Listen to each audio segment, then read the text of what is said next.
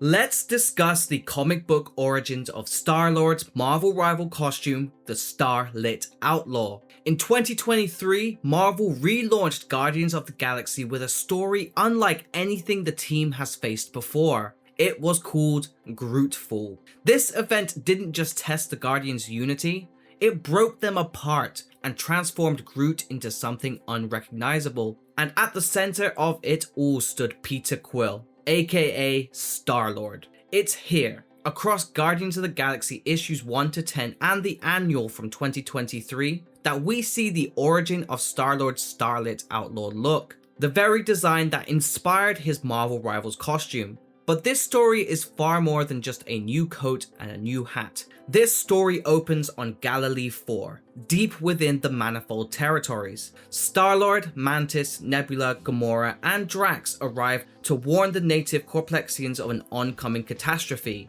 an asteroid carrying what is now known as Grootfall. But the Guardians are no longer welcomed as heroes. Their reputation has been shattered. 1 year earlier, they abandoned their duties as cosmic protectors, and the galaxy has not forgiven them yet. The Guardians urge the Corplexians to evacuate before the asteroid strikes. Moments later, the world is consumed in flames, reshaped by the monstrous energy of Grootfall.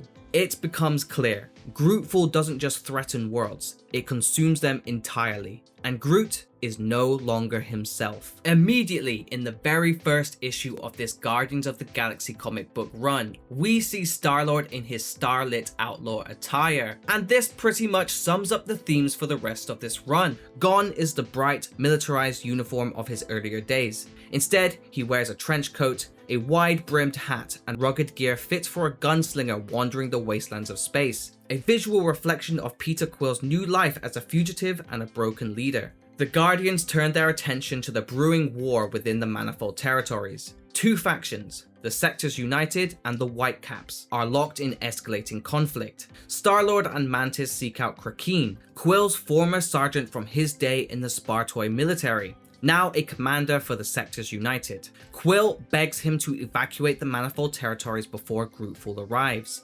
Meanwhile, Gamora and Nebula approach the Whitecaps with the same plea, but their efforts fail. The war rages on and the Guardians barely escape with their lives. Star-Lord's royal bloodline comes calling. As the son of Jason, former Emperor of Spartax, Quill is invited to the Gilded Hunt of Spartax, an elite blood sport where nobles hunt rare beasts. He brings Drax with him as a guest, but this particular hunt is disturbing. The prey lives on a planet already devastated by Grootfall. However, Quill is shocked by this. Nothing should have survived, yet the planet teems with strange life, and soon the hunters reveal their true quarry, a Flora Colossus. Quill betrays the Spartax nobles, determined to communicate with the Flora Colossus rather than kill it. He approaches the colossal being, and in a moment of desperate connection, Groot's vines ensnare him. For the first time in a year, Quill hears Groot's voice. Groot, in his own language, explains,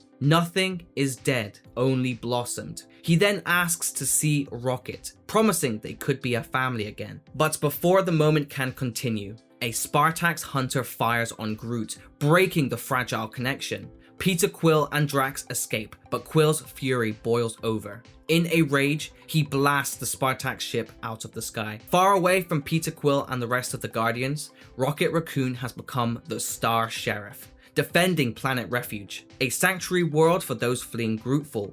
With heavy defenses, Rocket has already destroyed over 100 of the Grootfall terraforming asteroids. But not everyone wants to resist. A cult calling themselves the Faithful of the Endless Branch believe Grootfall is divine. They sabotage Rocket's defenses, leaving Planet Refuge vulnerable. Unable to stop the next asteroid, Rocket has no choice. He must return to the Guardians. The war between the Sectors United and the Whitecaps reaches its climax. Star-Lord and the Guardians try to halt the battle, but before peace can be brokered, Grootfall arrives. Several terraforming asteroids rain down. The Whitecaps, corrupted by Groot, attack with relentless fury. The Guardians fight desperately, but their ship is overtaken. Dragged into a Grootfall asteroid, the Guardians of the Galaxy perish, or so it seems. The truth is revealed. 1 year earlier, Nebula had first joined the Guardians, bringing with her the Probability Engine, a system designed to predict galactic threats before they happen. It was this system that led the Guardians to a dead, petrified planet, statistically the most dangerous planet in the galaxy. Groot and Rocket volunteer to investigate together. Groot sensed something ancient, something like home. He called it the Branch Worlds. Here, they discovered Granopi, the first of the Flora Colossi. She was dying, yet in her final act, she reached into Groot. And in that moment, he transformed into Grootfall. The Guardians tried to contain it. Star-Lord even sacrificed their base, the Proscenium, to block its path. But nothing could stop the coming storm. In the aftermath of the Guardians' apparent death, other heroes rise. Wiccan and Hulkling arrive in the Manifold Territories, only to find life flourishing where it should not exist. They encounter a new group, calling themselves the Guardians of Grootspace. The Guardians have been given new life, reborn from Groot and with the mission to protect Grootspace. It is revealed that Grootfall is not destruction, it is a natural cycle. Everything consumed is preserved within Groot, waiting to be reborn. The Branch Worlds are a cosmic ecosystem, and Groot is the gardener, but not everyone sees it this way. Wiccan and Hulkling petition to the Galactic Empire to not interfere with the cycle. However, Empress Victoria, Star-Lord's sister and ruler of Spartax, declares her intent to wipe out Grootspace entirely. Before the Spartax can attack, the Whitecaps launch a full assault on Grootspace. The newly formed Guardians of Grootspace scramble to repel the onslaught, defending territories that once seemed lifeless, barren, and beyond hope. Nebula, ever the engineer and tactician, rigs a captured Whitecap into her systems. As she interfaces, the hidden truth burns through the circuits. The Whitecaps are not living beings in the conventional sense. They are ancient biotech constructs, devoid of consciousness, desire, or individuality. Their purpose is mechanical, programmed, woven into a cycle far older than any current war. Their synthetic agents are not rogue, they are the Gardener's tools. In the beginning, there was the Gardener, one of the elders of the universe. He sought to shape life itself, not through chaos, but through order, a design of eternal growth. From his hand came the Branch Worlds, 5 gardens of stars and planets, each one overseen by his most perfect creation, Groot. But these worlds could not thrive on their own.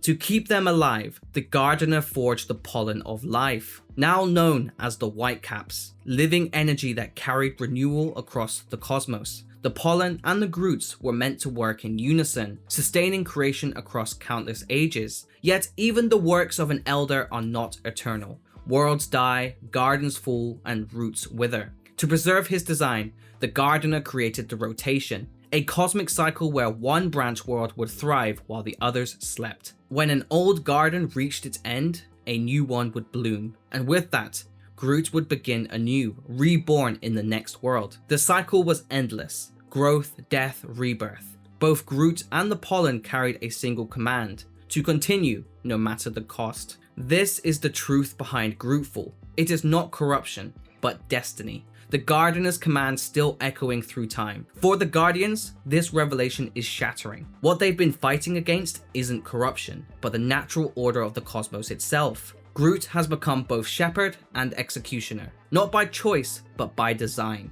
And hidden within it all lies the reminder that Grootspace was never just dead space. It was always alive, always waiting, a living system far older than the Guardians ever imagined. One that does not stop, even for them. And so instead, the Guardians of Grootspace invite the Whitecaps in, and whereas before the Groot worlds were dormant, now they are starting to sprout, flourishing green planets all interlinked within Grootspace. However, this transformed state of Grootspace is under threat by the Spartax Empire. Empress Victoria leads the Spartax Empire against Grootspace. The Guardians devise a plan to steal the solar core from the Spartoid flagship, repurposing it as a pocket sun to help Groot bloom. Rocket warns Star-Lord the plan could kill him. However, Drax volunteers to take his place. Meanwhile, Star-Lord tries to reason with his sister, but war is inevitable. The conflict reaches its breaking point. Drax guides the unstable pocket sun into Grootspace, sacrificing himself as it ignites. Spartax ships are obliterated in that blast. Star-Lord faces Empress Victoria in single combat, but the duel ends in tragedy. She stabs her brother. And then Groot blooms. From the cycle of death comes rebirth. Heroes long thought lost, Moondragon, Hercules, Super Skrull, Quasar, Marvel Boy, and Phyla-Vell are restored. Life returns to the galaxy, proving Groot's promise true. The Guardians return, however, forever changed.